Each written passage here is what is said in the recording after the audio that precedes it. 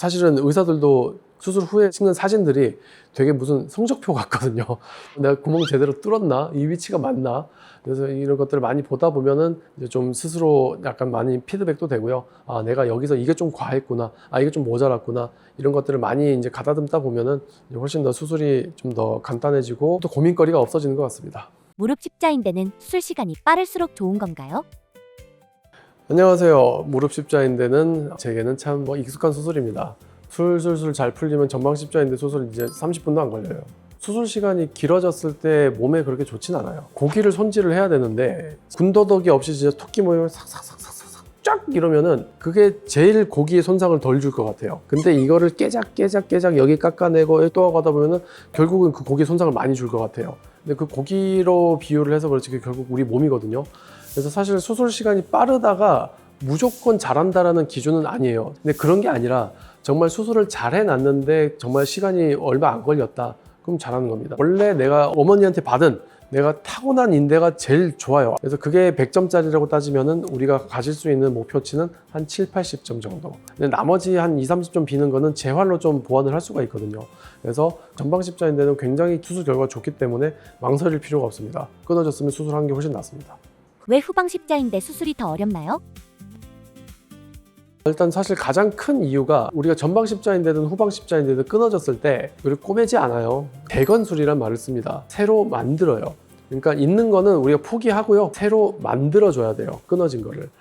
우리가 전방 십자인대라는 조직은 사실 이제 대퇴골과 경골이 있으면 요 사이를 이어주는 어떤 인대란 말이에요. 사실 그 실제적인 인대는 뼈 그 막에 딱 붙어 있어요. 그래서 뭐 뼈 속으로 그게 침투해 있거나 그러지는 않습니다. 그래서 대퇴골에 구멍을 뚫어요. 여기 정강이 뼈에도 구멍을 뚫어요. 그 구멍을 통해서 어떤 그 힘줄을 딱 걸어 놓는단 말이에요. 그럼 사실 무릎 안에서는 인대가 새로 생긴 거죠. 그런 식으로 우리가 새로 만들어요. 근데 그렇게 만들었을 때 전방 십자인대는 우리가 이 뚫는 터널이 별로 안 꺾여요. 그러니까 되게 부드럽게 이어진단 말이에요. 근데 후방 십자인대는 그 우리 해부학적 구조상 어쩔 수 없이 이게 한 번 90도 이상 뭐 확 꺾어야 된단 말이에요. 그 꺾이는 데가 자꾸 늘어나요. 물론 우리가 그걸 최소화하기 위해서 이 꺾인 데를 좀 깎아내고 부드럽게 만들고 해도 그 근본 자체를 어떻게 할 수는 없단 말이에요.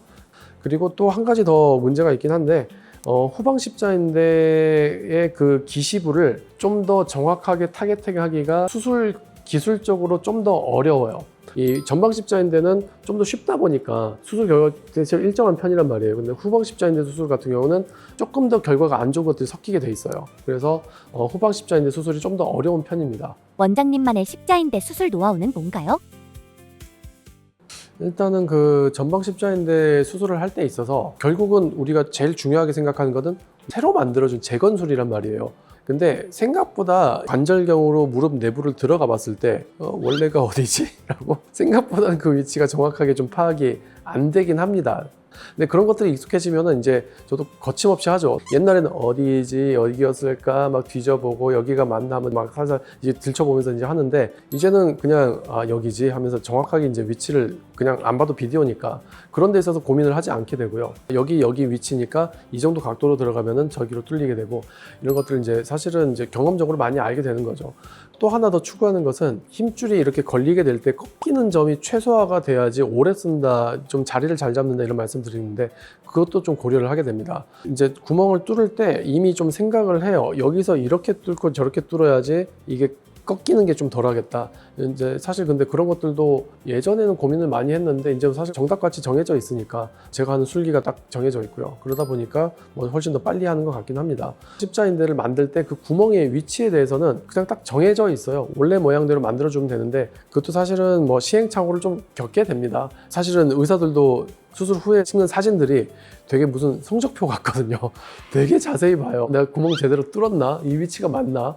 그래서 이런 것들을 많이 보다 보면은 이제 좀 스스로 약간 많이 피드백도 되고요. 아, 내가 여기서 이게 좀 과했구나. 아, 이게 좀 모자랐구나. 이런 것들을 많이 이제 가다듬다 보면은 훨씬 더 수술이 좀 더 간단해지고 또 고민거리가 없어지는 것 같습니다. 제가 통계를 내보진 않았는데 후방 십자인대 수술을 훨씬 덜 하게 돼요. 그러다 보니까 사실 아무래도 좀 더 많이 해봐야 더 잘하거든요. 후방 십자인대가 그 원래 그 인대가 붙어 있는 자리 있잖아요. 찾기가 좀 더 어려워요. 전방 십자인대 눈에 확확 들어오거든요. 사실은 딱 들어가면 보여요. 후방 십자인대 특히 이제 정강이 뼈에서 붙는 자리는 정말 저 깊숙이 있어요. 그 자리를 관절경으로 딱 시원하게 보는 데까지도 어느 정도 이제 약간 관절경 자체에 대한 기술도 필요하고요. 그래서 아무래도 후방 십자인대가 좀 더 어려운 수술에 속합니다. 무릎 십자인대 수술 후 언제부터 일상 복귀가 가능할까요? 전방 십자인대와 후방 십자인대 재활에서 크게 다를 점은 없습니다. 일단 1년 보세요, 1년. 그래서 1년 동안은 과격하거나 절대 다칠 만한 운동을 하지 마시고요. 다만 그동안에 허벅지 근육을 키우신 건 굉장히 도움이 많이 됩니다. 근데 전방이든 후방이든 적절한 재활이 이루어졌을 때 사실 3, 4개월만 지나도요. 뭐 나 다시 축구해도 되겠는데? 이런 느낌은 드실 거예요. 근데 부디 그때 축구하지 마세요. 그때 뭐 축구하신 분들 뭐 많이 계시는데 재수술하게 됩니다, 대부분. 어느 정도 1년 정도는 꾸준히 재활을 하시는 게 도움이 많이 되겠습니다. 네, 감사합니다. 무릎 해방 일지 김방현입니다.